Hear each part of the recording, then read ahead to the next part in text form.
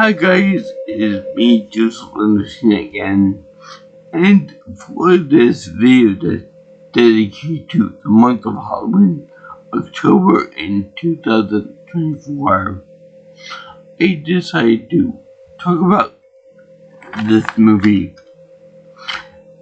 that I wanted to talk about last year, but I ran out of time to do it, and by God, this is a great movie to watch. And that it's very creepy, it's very disturbing, and it proves that Halloween cannot just be about like ghouls, monsters, goblins, supernatural killers, all the other fun stuff too. I mean, it can still be about that, but this is more of a psychotic, nutty, quiet villain. This movie is headlined by Robin Williams, and his performance is chilling, brave, exciting, and very disturbing. It could also, it may have something to do with his untimely death too. That he can play such a crazy psychopath. That it could also be reflective of what really happened during his final days, his whole thought process. And this is actually kind of nice, kind of a nice welcome performance for him, because we always associate Robin Williams with like a happy, laugh type characters like in Aladdin with Genie, Mork from Mork and Mindy, and also Peter Pan from Hook. Let's see what else there. Miss Doubtfire from Miss Doubtfire. Very happy, very energetic, very old walnuts. But in this movie, it's very subdued, very quiet, very unsettling. You don't know whether he's gonna snap at whatever he's gonna do next. He's gonna be a crazy maniac and all that murderous rampage and all that stuff. So the title of this movie is called 1 Hour Photo, and back before you had digital cameras, back in the dark ages of 2000 and before that, we had to use analog cameras with actual film in it. And we would take our film, from pictures that were taken for whatever happy occasions like the narrator says, like happy occasions like that, birthday parties, anniversaries, weddings, family trips, that kind of thing. And when we take them to Walmart or CVS, some other minor pharmacy, where they would take them, develop them, make them into, we put into our photo albums. For those of you who don't know what they are, they're like a memory, a book from old memories, like the guy said in the movie Cy Parrish, not in relation to Alan Parrish that he played in Jumanji, but Cy Parrish, or as he called himself, Uncle Cy, not in relation to what you would see in the Duck Dynasty TV show. But Uncle Cy would always he said that during fire or natural emergency, after everyone is safe and stuff, they always go through the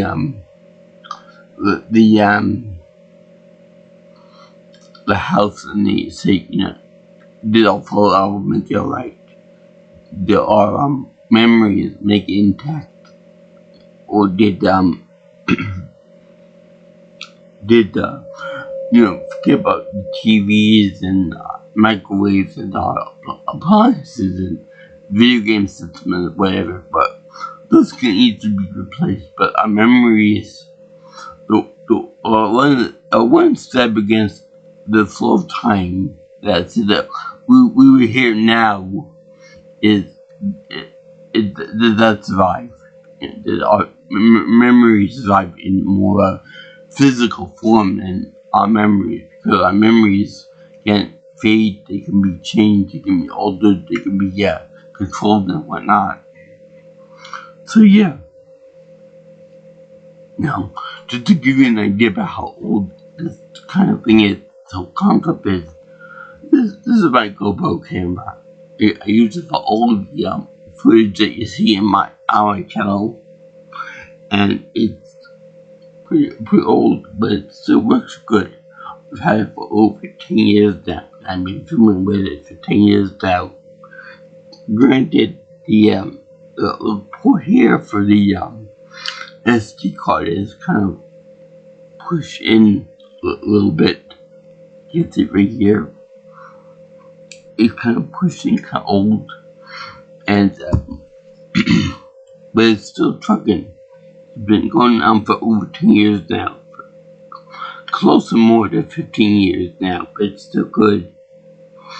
So I have this last vacation I took with my family, with my mother and father, was I believe it was 2012, when we went to Louisiana and Florida.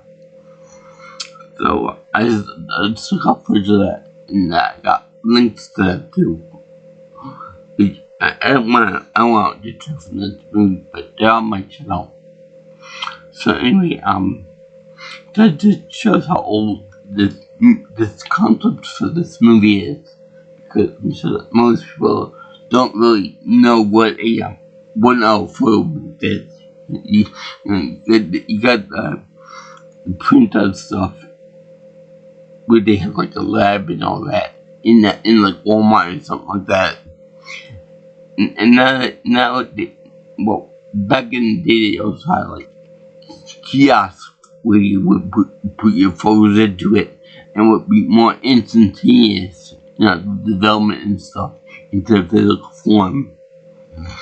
But I like to think that they put like a person in there like Psy, and they would develop inside the little kiosk. Look like cramped in like a little claustrophobic type area. And he would print out some pictures for you. So in any case, this guy is deeply disturbed. He's got no friends, no family. He's only got one hamster for a pet, or maybe it's gerbil. And I'll get more into his home decorations soon enough. But what think of myself? What about the character makeup and stuff about this guy? Looks very disturbing. I mean, he's still the same Robin Williams we all know and love. And he was in the movie, I think, The Fish King, and also other creepy and disturbing movies. But I would say that this one's more creepy and disturbing. And why is that? Well, we'll think about it. I was thinking that it looks a little bit like Eminem or Whitey Bulger, which when I saw this movie, I knew who Eminem was, and he didn't look me at that much.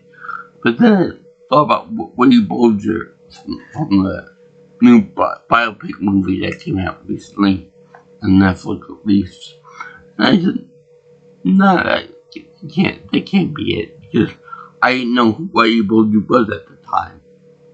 But then yesterday, when I saw the movie, it hit me. It dawned on me.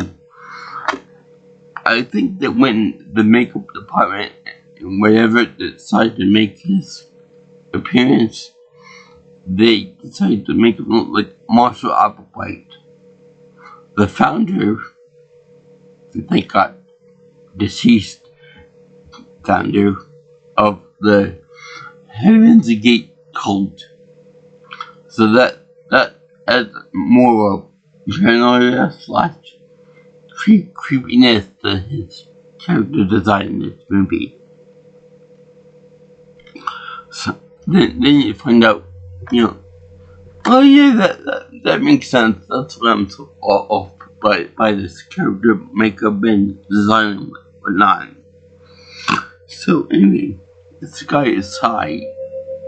Is working at a lab in what they call Save-On, which is fundamentally the same thing as Walmart. You got household goods, there you got candy, food, and laundry stuff. And you got equipment like for tools and things that. Hell, they even got a knife racket if a hunter than whatever. Why Sai has keys to the lock for the gun for the knife display case, I have no idea. Not even his department. But he gets it, he has one, and then uses it. I'll get to that. So, Sai became a very attached person to this one family who he decided to get comfortable with. And I don't know if they have the name on it, the name of the family on here. Well, let's see if they have it on here.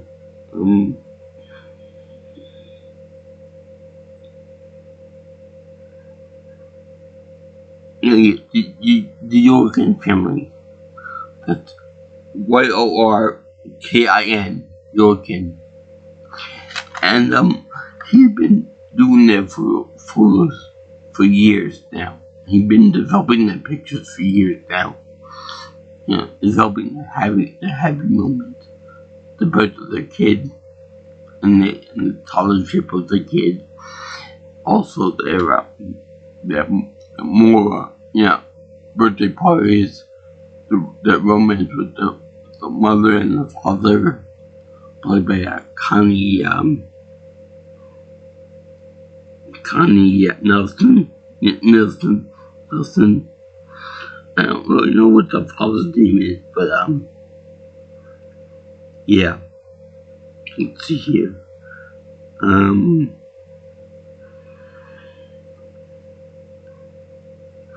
Yeah, so anyway, they have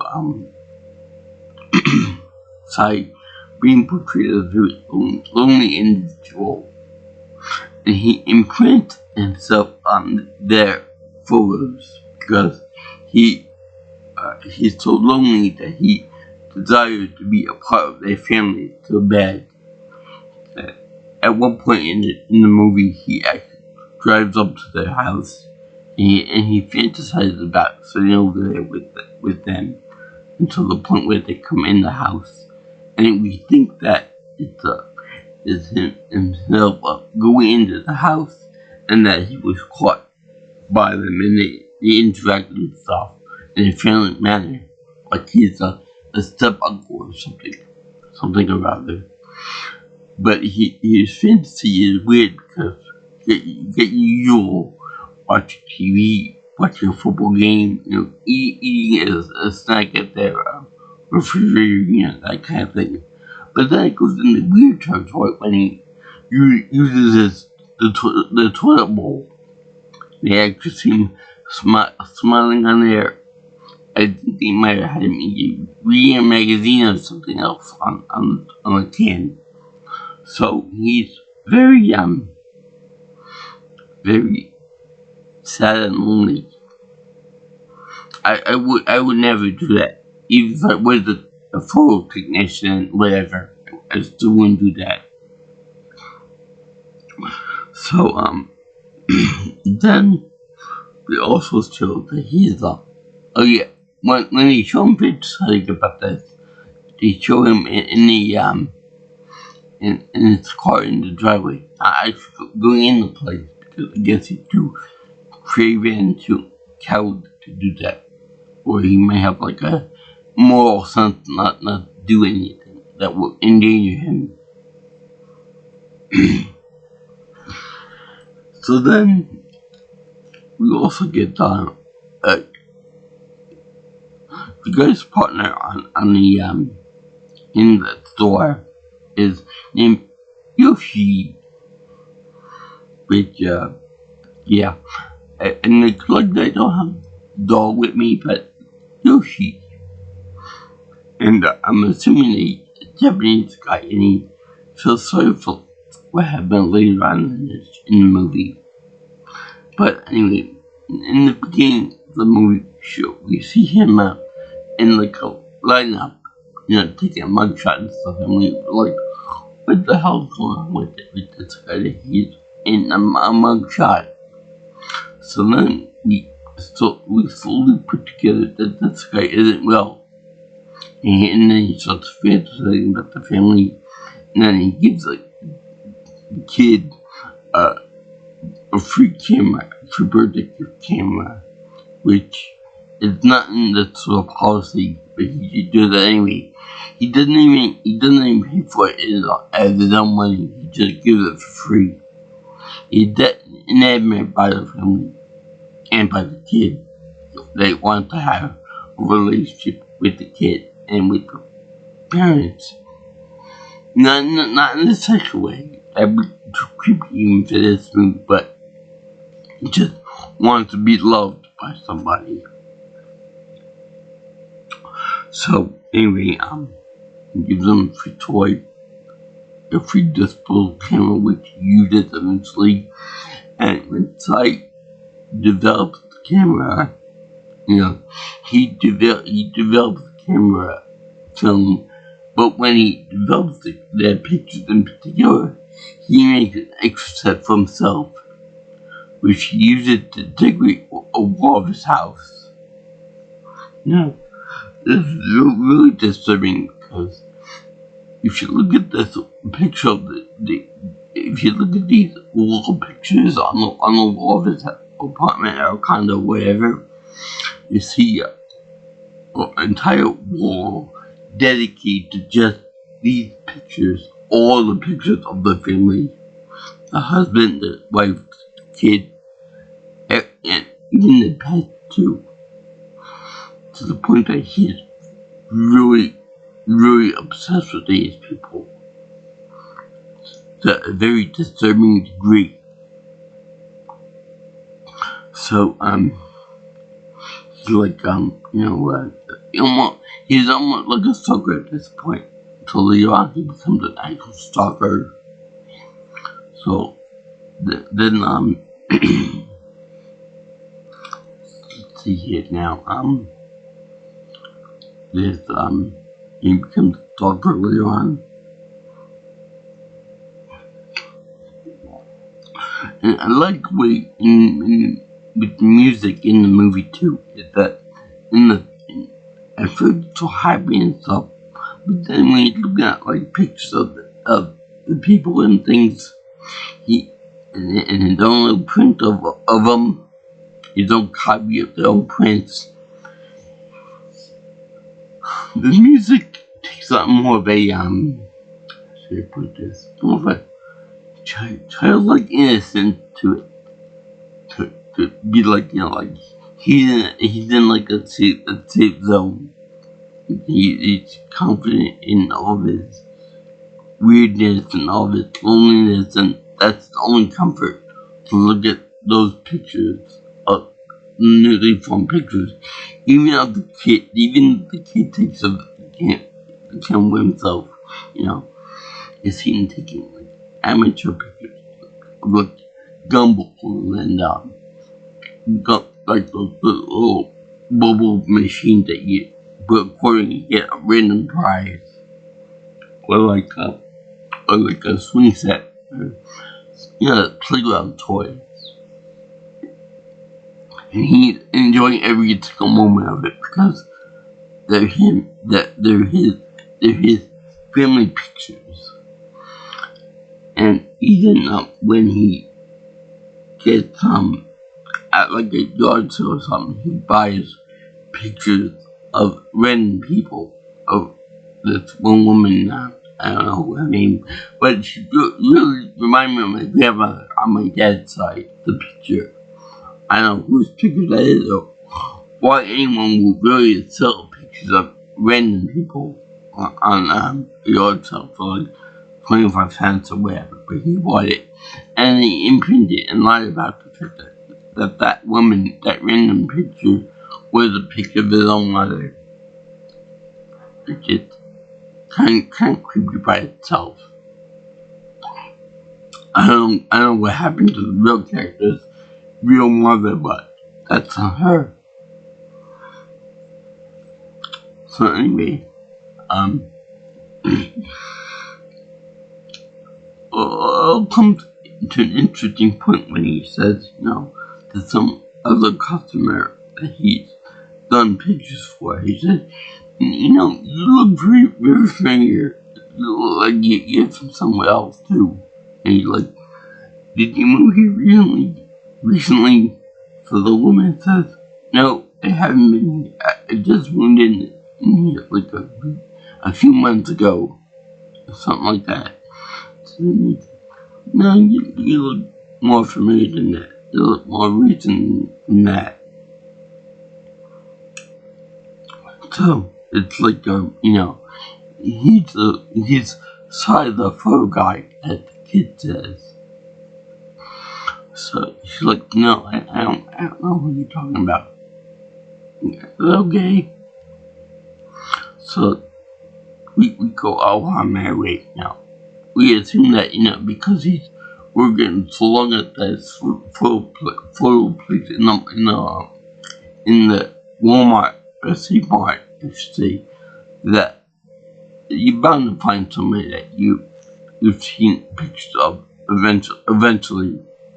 It's a coincidence that's it. Or is it?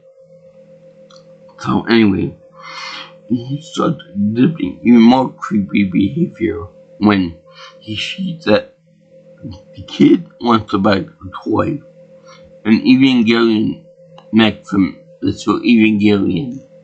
Neon Genesis Evangelion, which I ever since I saw the movie, I was like, the fuck is that? Is that the show my friend Sean tried to get me into in college? But then I seen the show in one of the movies, or two of the movies actually.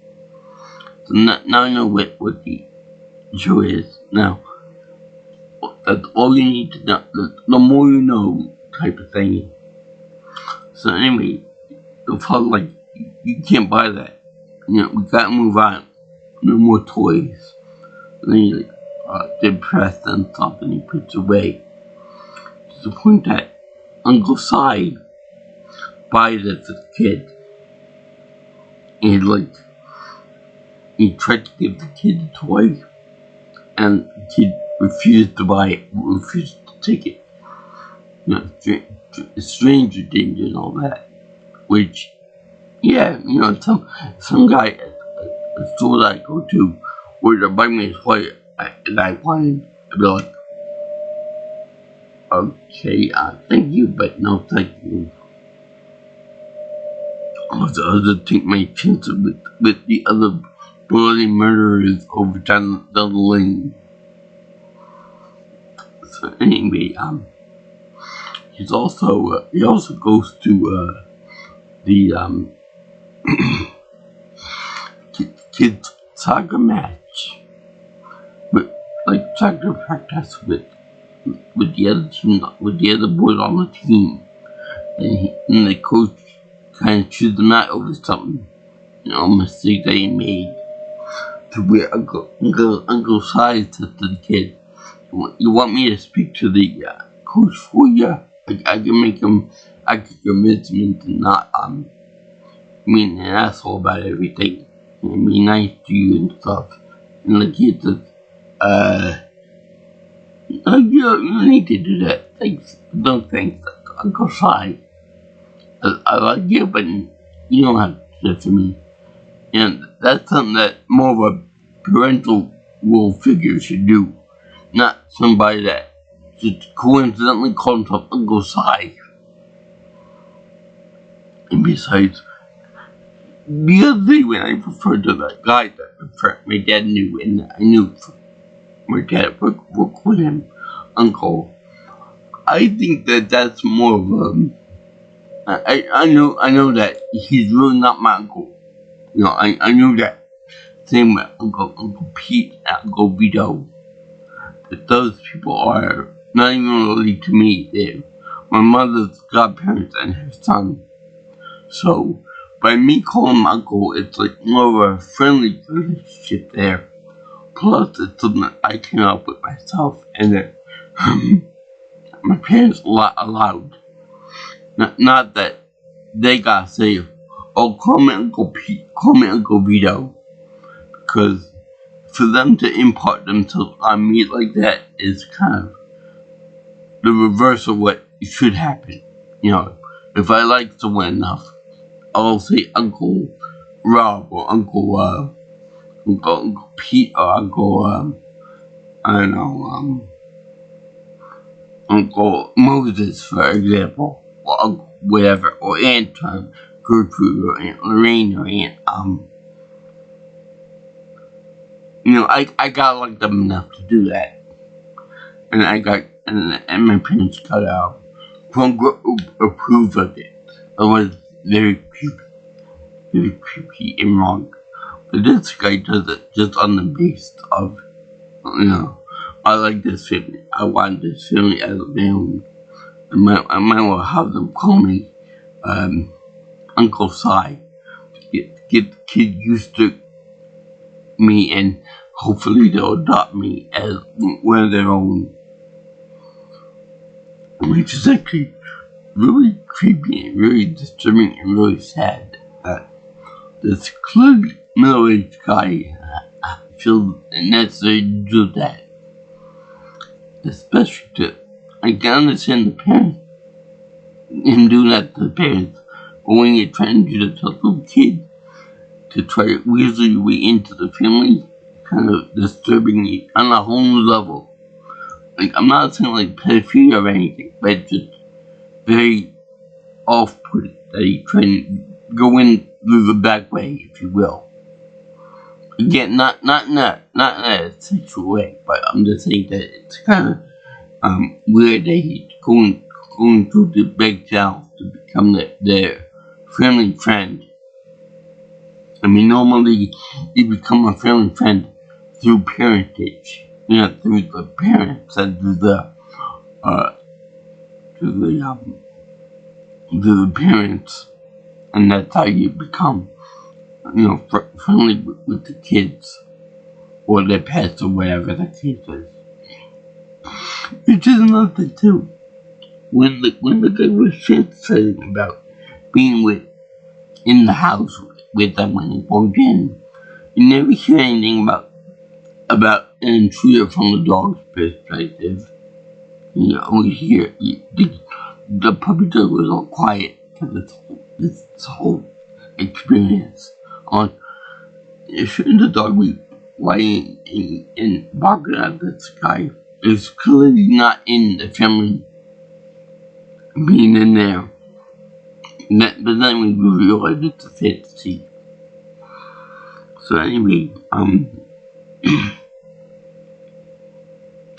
they show that this guy is really into this family. For 9 years work into this family, and he bitches that, you know, what the printer in the store is kind of not up to the maximum level of performance. It's just slightly off. So that's why I called him the repair guy every week or so to fix it. And then he told off the guy to while he's leaving. So the boss of the store manager catches wind of the fact that he is super obsessed over this, and that he ends up going into kind of like a hissy fit, and everything don't go his way, and then he sees the scene that goes on, and he also sees that he's kind of off the deep end, more or less. Like not really out of the deep end yet, but he's getting there. So he's like that, you're taking an hour and a half long break for lunch and stuff. You should get to work and quit looking through Christmas pictures of the family and stuff. I can understand, you want to look at these pictures of this woman and stuff, because she is very attractive, but yet he just doesn't do that. He actually looks at pictures in his mind, the scene around the tree and all that. But then the camera swings around and you see him opening up another gift as part of the family, which is really, really out there, really weird, and really strange. And you're like, okay, I hope this guy doesn't end up doing something that he will regret one day. But he does, because we've seen that he is in police custody already at the beginning of the film. It's very interesting to hear the narration of this guy talking about how everything is very almost robotic, and then he talks about how we never take a picture of the little things like the faucet in the bathroom, like the curtains in the bathroom, like the lint underneath the bed, the dusty bookshelf, or the sink, for example. They're very off-putting and very unsettling, because nobody really pays attention to all that. It's just there. It's just there. We pay more attention to people. We pay more attention to our loved ones, active things like pets, fish, trees, stuff we have to take care for. We don't pay attention to walls or paint jobs or like I said, the bookshelf behind me, that kind of thing. It's kind of a sick way he talks. So then the manager is like, don't make a scene in front of people when our customers and whatever. And then he's like, okay, I won't do that anymore. I learned my lesson. So then the guy must do like a little bit of research on his performance. Like, it cost us $100 on ink, for making extra sets of prints for stuff that you don't really need and whatnot. Where does extra ink going? Where did the prints come from? You made too many scenes in front of customers and stuff. We're gonna have to let you go. Now, like I said before, always associate Robert Williams with like happy things, like Miss Doubtfire, Mork from Mork and Mindy, Dr. No from AI, happy comedic characters. But this scene in particular is really good because his reaction is perfect. He not only loses his job, he not only loses his career, he loses his entire life with being fired from this job. He can monitor and keep track of this one family. He cries, he goes crazy, but because he's so attached to this one particular family. He goes absolutely insane with it. And he doesn't not go a little insane. Like the music becomes like a heartbeat. Like, boom boom, boom boom, boom boom. Like that type of thing. And then he goes over to remember you mentioned that the night just played before when he goes there and he unlocks it and takes a big ass knife for himself, like long.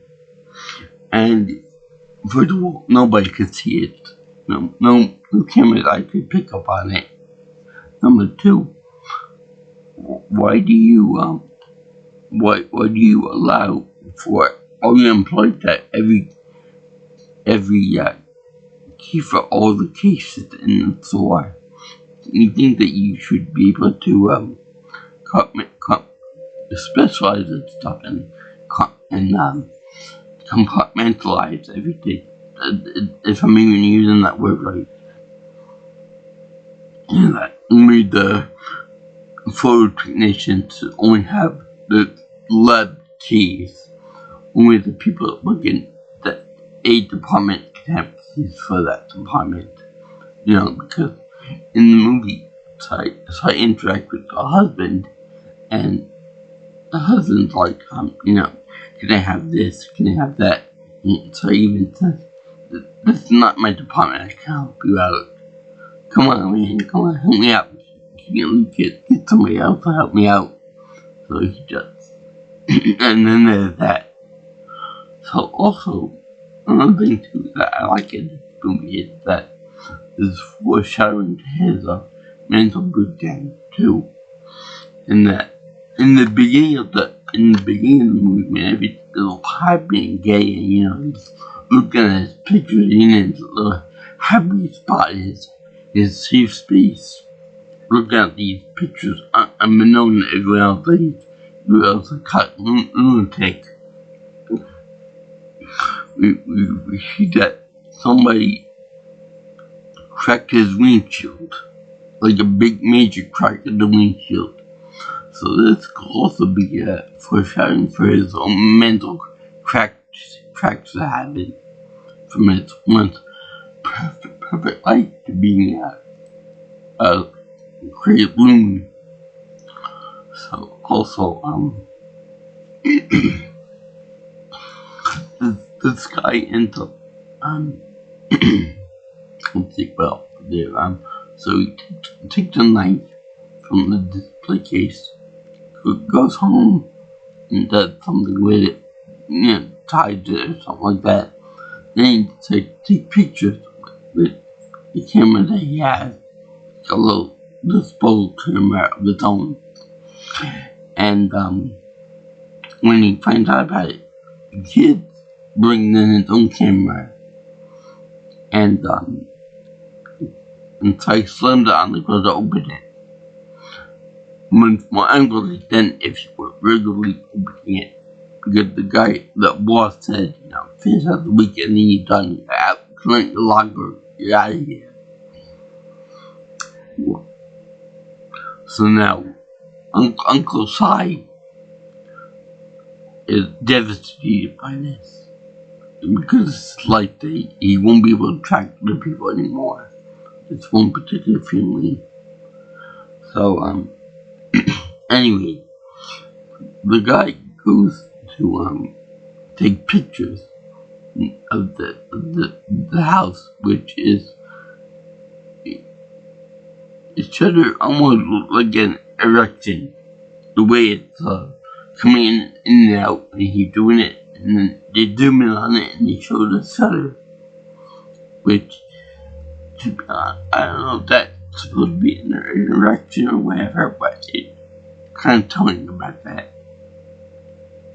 That's my mind thinking of it. So, in the zoom, wait, it zooms in and out briefly. And there's also in the beginning where they show the development process of pictures, which I actually always wondered about how they do it. and even DVD main shows that special features, the play option, the other option to show like a card that you put in for like for opportunities, for like ordering pictures. By the way, the DVD just stands right with blue text on it. See. So anyway, he develops all these pictures.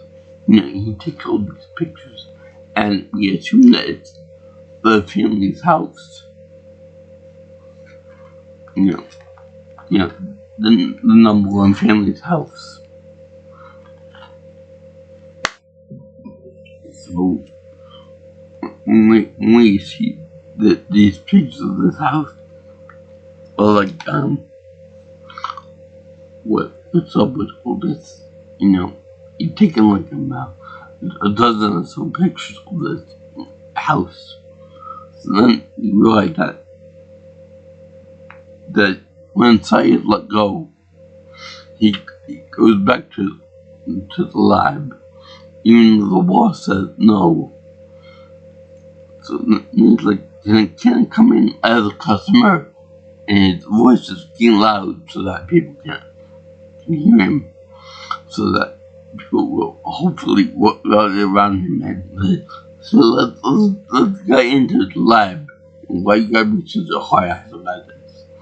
And the boss says, one time, I'll give you one time.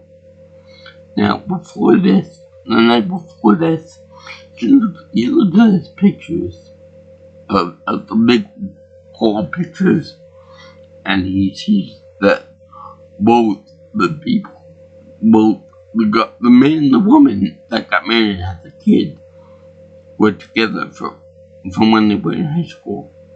Okay, that's good enough. But then he knows that something else in the picture. That woman who he said looked very dangerously familiar, that he also developed pictures for. And it was like the same woman, but younger, within pictures beforehand, in the background of the couple's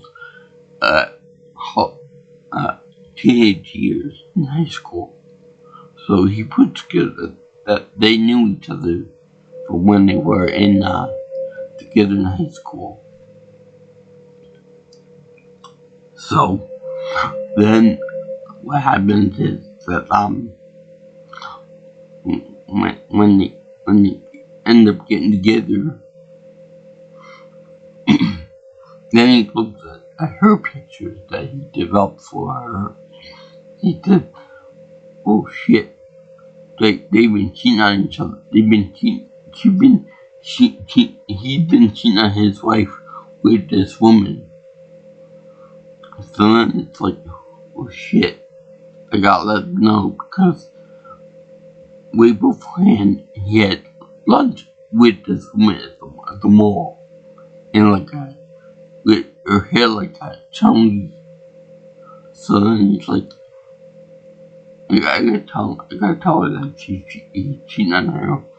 So very, very expertly, he mixes the pictures of them kissing each other, embracing each other at the beach while she was away on a business trip or something, together with her own pictures, with the pictures that the kid took.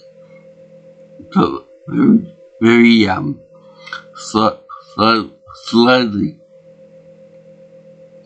So Sai ends up ruining them married together without actually saying anything to the mother. He even shows the car behind him. So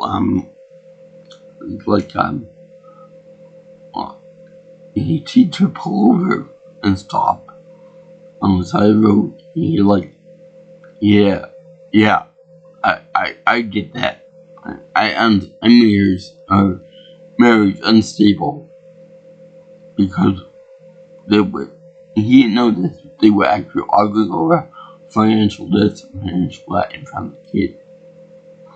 So yeah, it was a little bit unstable, and this is like the big kicker.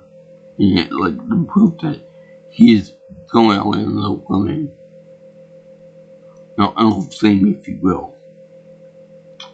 So she's over there crying. He's over there happy that he brought to light that this person is doing it to her. And the kid's like quietly sitting like, why? Why would this? Why would Daddy do this to Mommy? Which is not right for the kid.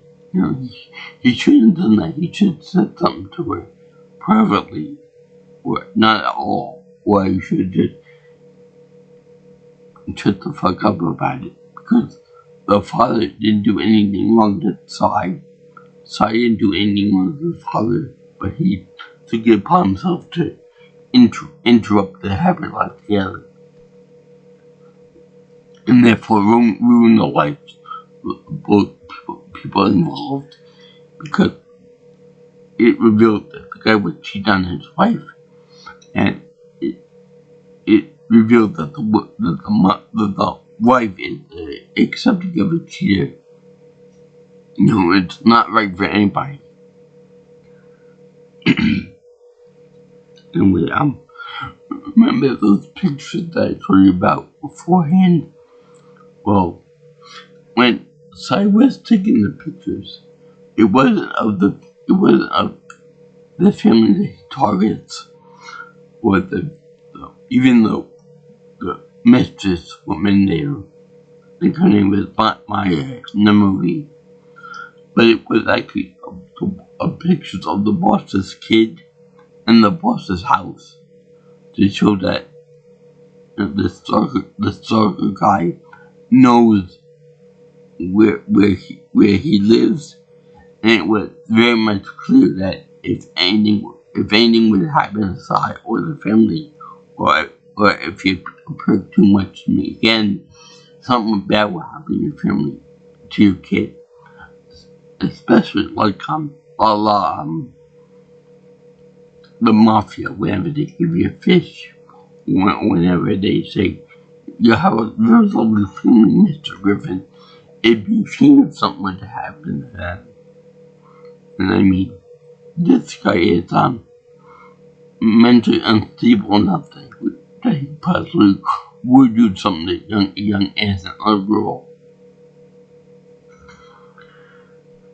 So anyway, let's see here.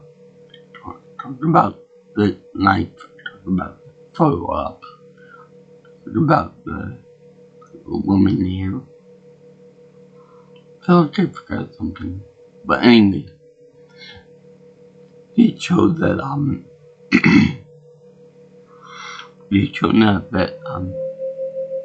guy is clean nuts, and then he's talking to family, and then he's talking to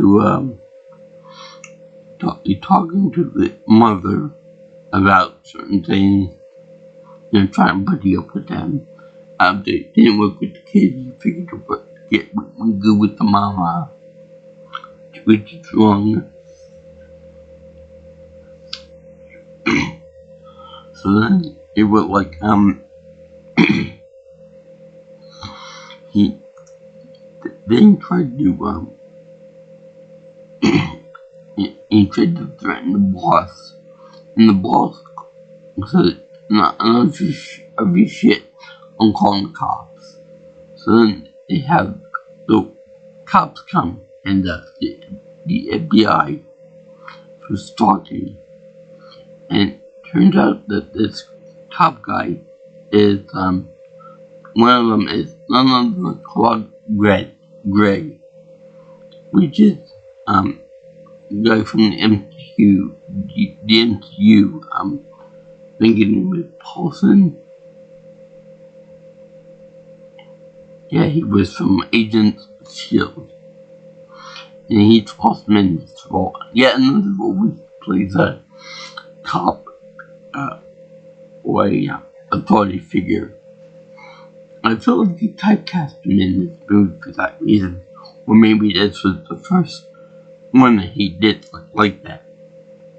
And when they show him trying to chase this guy outside and trying to get him. And he leads over to a hotel where the husband and the mistress go into. And remember that knife that I told you about before? Well, he takes that knife with him. So he's armed with a knife. And then the guy needs to go over to pretend to be room service. Well, the concierge is like, gives them room on the same floor as the couple. So, he gets into the room, because the women think that they order room service and he provides room service to them. He knocks her on with the door, he knocks her nose out, and knocks her on the floor. And the guy is naked. He says, we're going to put on a little act here to show you infidelity. And he doesn't actually harm them besides this thing with the knife, but he's over there threatening them with the knife and acting all creative, attacking and yelling and stuff. Very good performance by Mr. Williams. Which is weird because you would think that in such close proximity of the lover, you think that the guy would show a little gumption and try to take out this clearly unnerved guy. But no, he doesn't do that. He just poses for the pictures and does whatever side tells him to do, even if he's been taking off his robe or towel, and he pretends to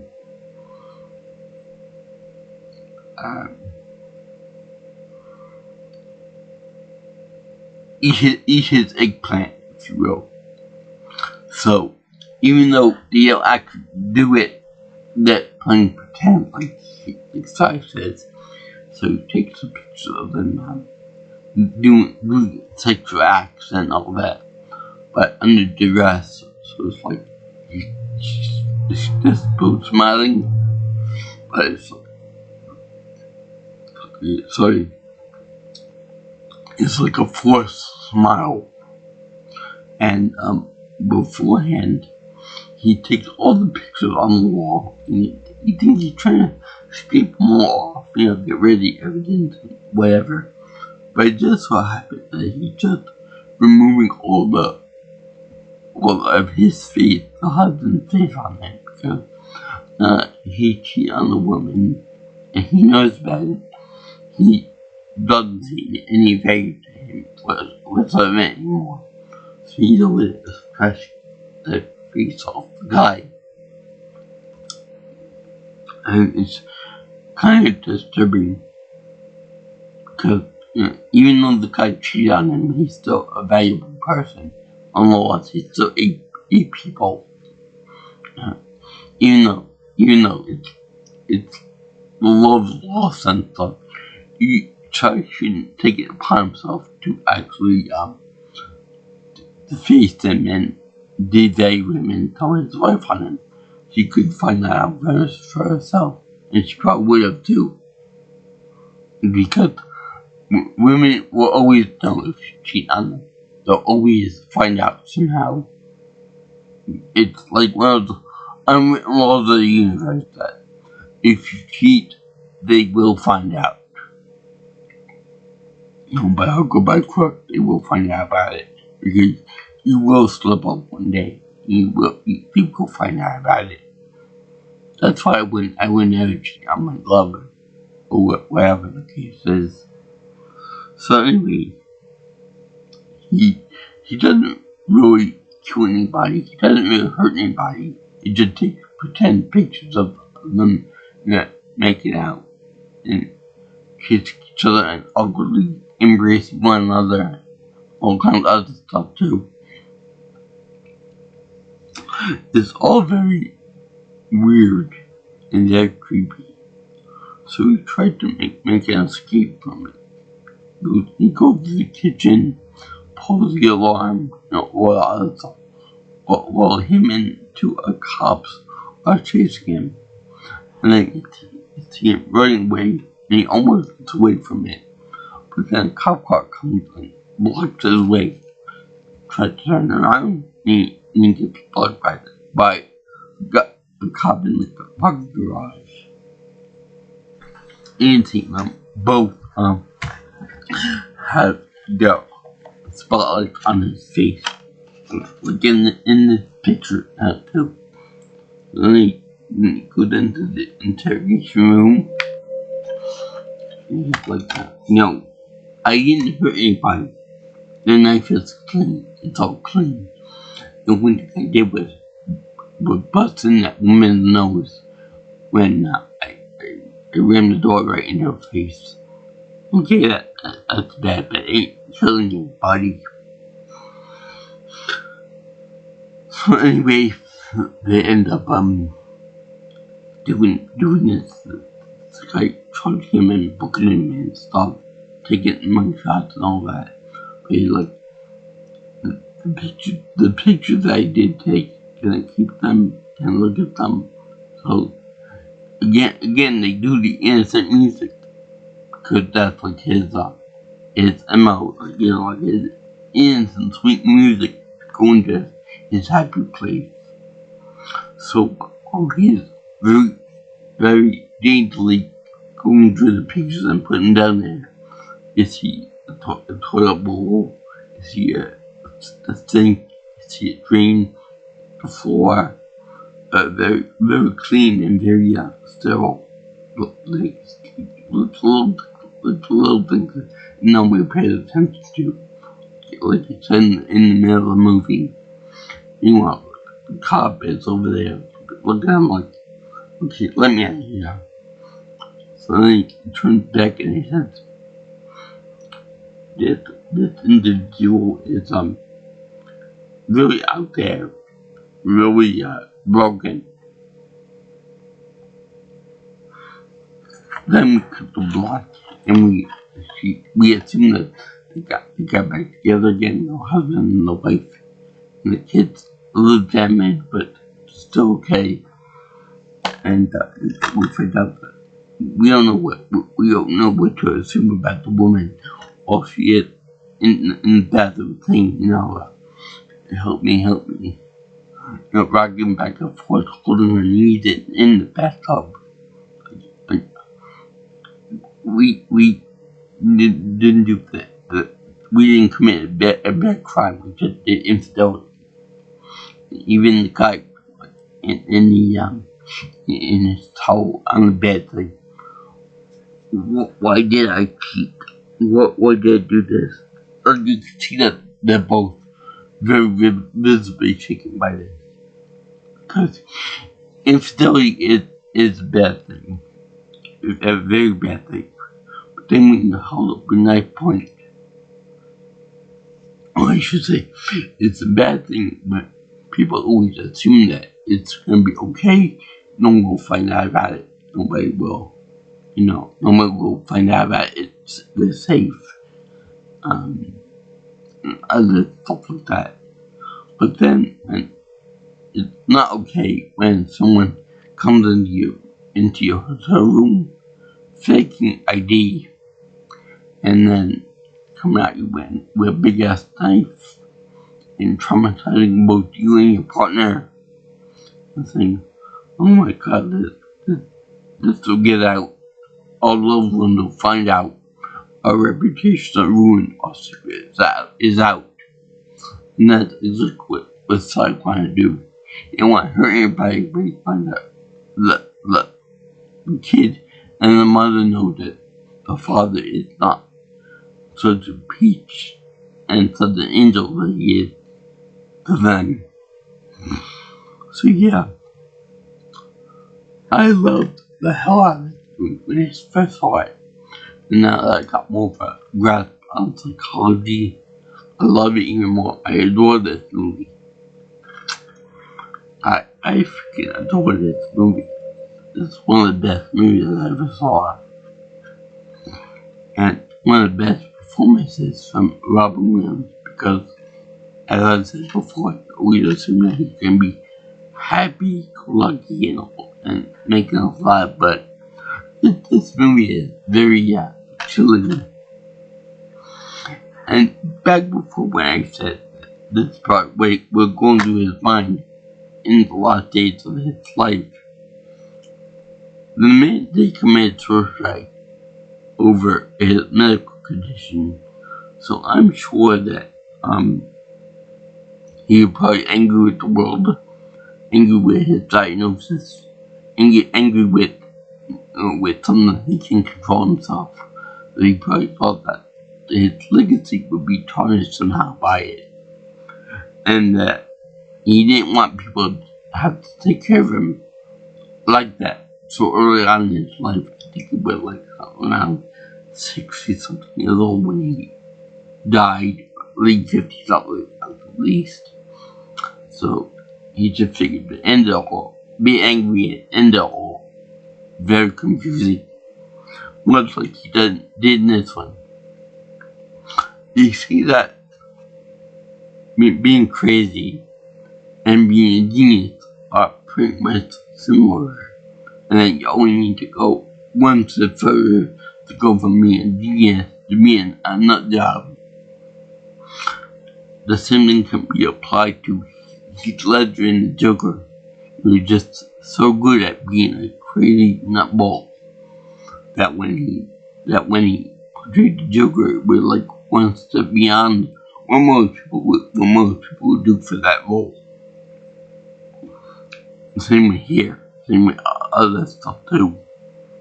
So yeah, rest in peace, Sweet Prince. To both Heath Ledger and Robin Williams, because they both excellent in the acting craft. And the world is a little darker without them in it. Yeah, I highly recommend this movie. I can't recommend it enough. It's one of the best movies here. Let me see what genre they have for this.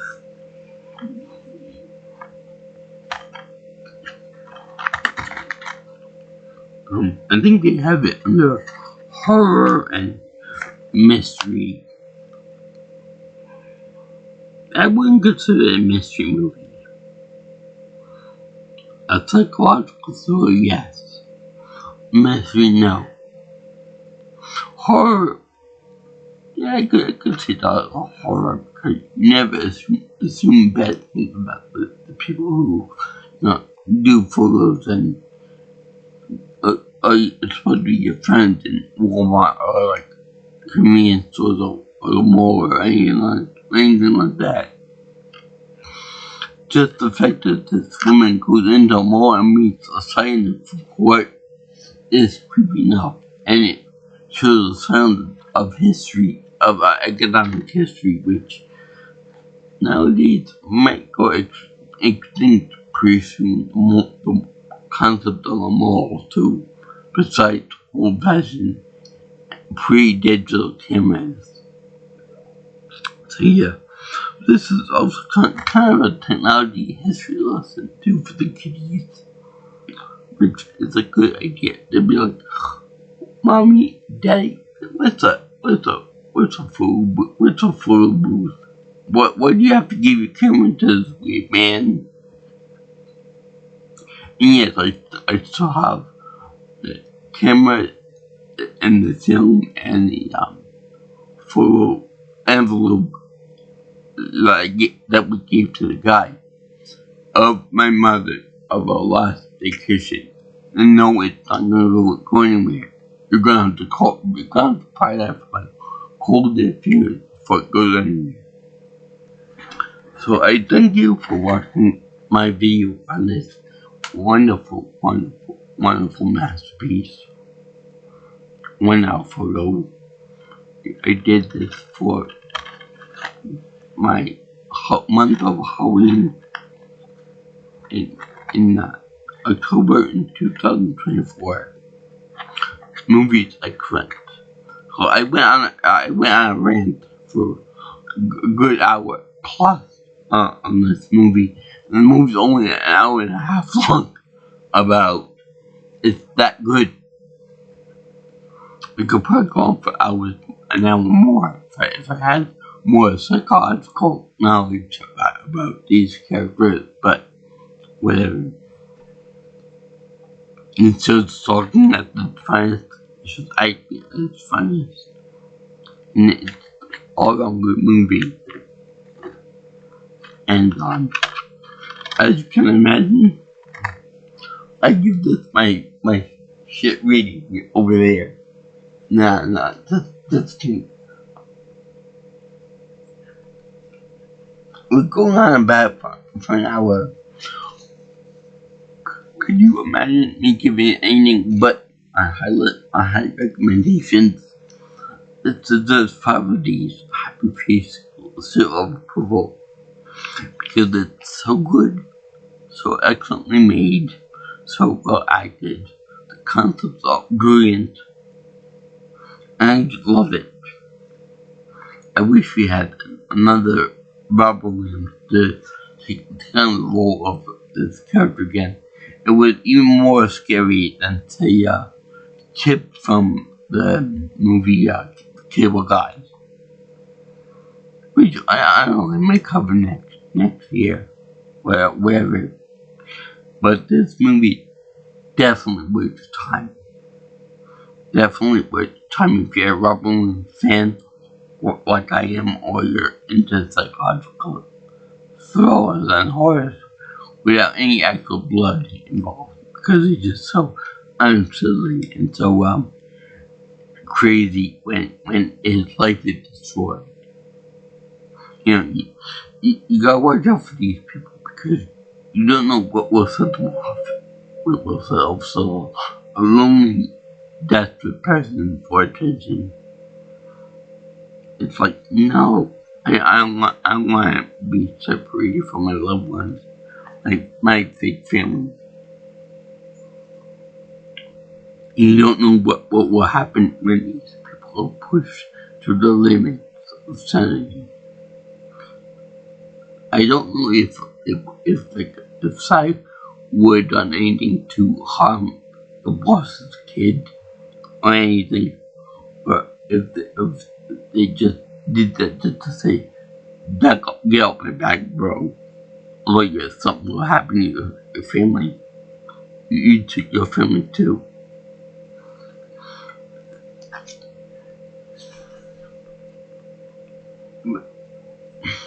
If you guys like what you see here, and you want to see more of my views, you can always like, comment, and share my videos, or you can subscribe to my channel. If you have any future ideas for future things, you can always call me or text me at 631-707-3707.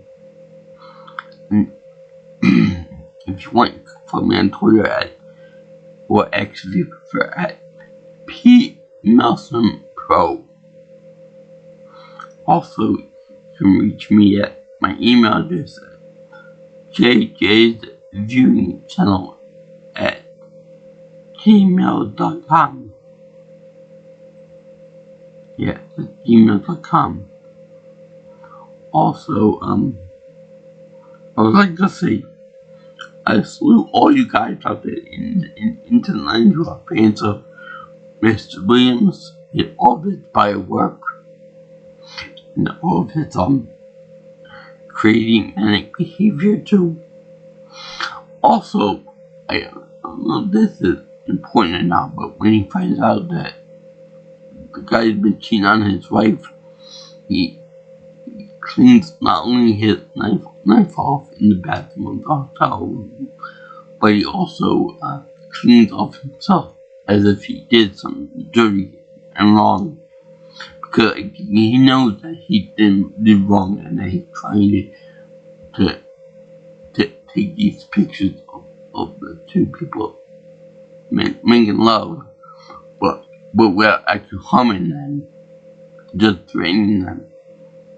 Which, if I were in that situation with a crazy guy holding a knife to my lover, I would attack him, because he's clearly unhinged. He's clearly not in the right mindset. He's clearly easy to take down if I had the opportunity to do so. He's short. He's not muscular. At least the husband is all built. So if it comes down to it, he can't overpower Sai.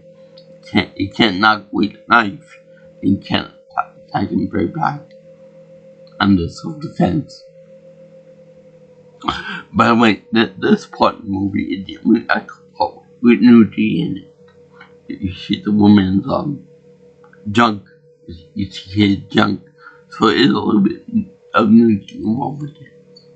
I probably should have said it sooner, but yeah. The less I say about the better. But anyway, they showed that it's like that. And they had like this. Even when the boss says, you better not fuck up a single print on the lawsuit that you hear. To which Sai takes it very personally. He says to the boss, "I'll have you know, sir, for all the years I've worked over here, I have not messed up one print yet." Like, take it like a personal insult. Like, I have never. How dare you insult me like that? How dare you insinuate I would mess up your precious business policy here? How dare you imply that I would ever mess up your precious customer base? And that's stuff. So yeah, I enjoyed the hell out of this movie. If I watch it again, I could see how things are right with Sai to begin with.